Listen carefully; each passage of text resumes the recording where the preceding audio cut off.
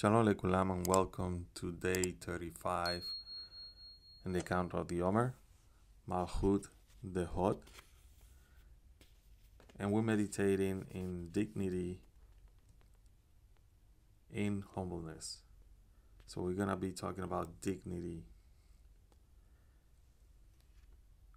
When we talk about humbleness, a lot of people tend to think that be humble means to be humiliated, to be down, to let other people step on our toes, to let other people talk down on us and things like that. That's not real humbleness. That's basically not even respecting ourselves when we allow people to do that. Just because we're humble does not mean that we don't have an ego. Being a person that has an ego does not mean that you're a bad person. It depends how you are using your egoistic nature. Are you using your egoistic nature in order to attract the light, or are you using your egoistic nature in order to attract things that will not help you in the spiritual path? Being humble does not mean that you need to negate that you're human, that you have needs and wants.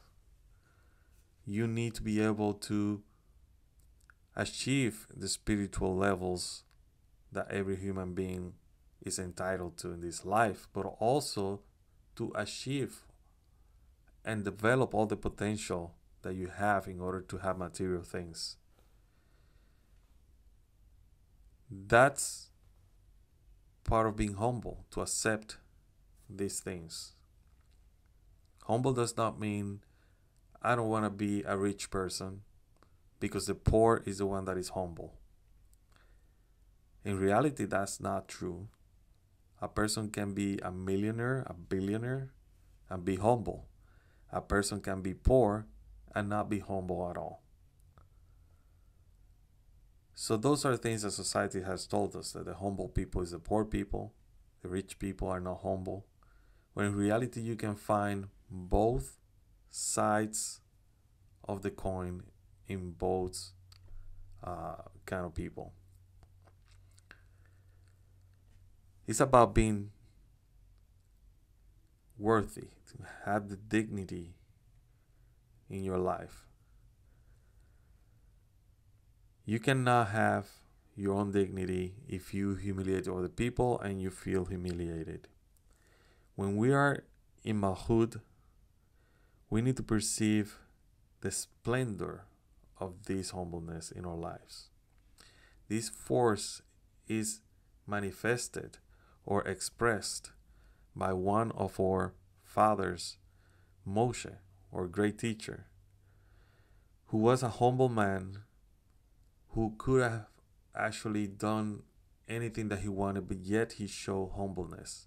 When the Creator decided that he was going to destroy the children of Israel because of the sin, Moshe showed his humbleness by saying, no, do it to me, And when God decided that Moshe was going to be the one, that was going to be the great nation instead of the children of Israel, Moshe said no, So that's the kind of humbleness that we need to achieve. That even though we know that we can take advantage of these situations, we're so humble that we know, hey, this is not the mission that I came here.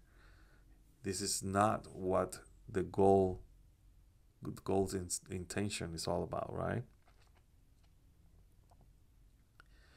So being humble means that you respect that this force comes from within, from your soul, and that you will not use this strength and force in order to force things in life.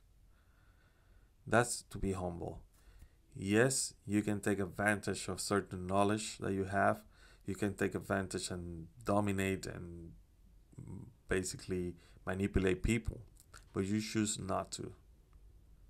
That's humbleness. That's strength. That's control.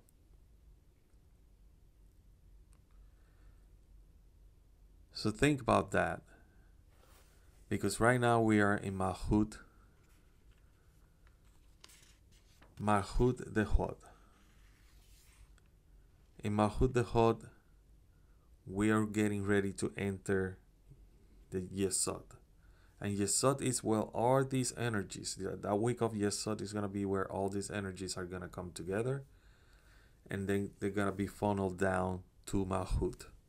All the way to Malchut the Malchut.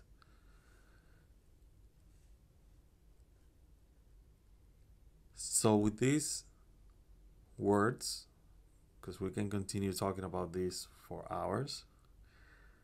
With these words, let's start our meditation on Malchut the Hod, Malchut within Hod, which is the dignity of humbleness.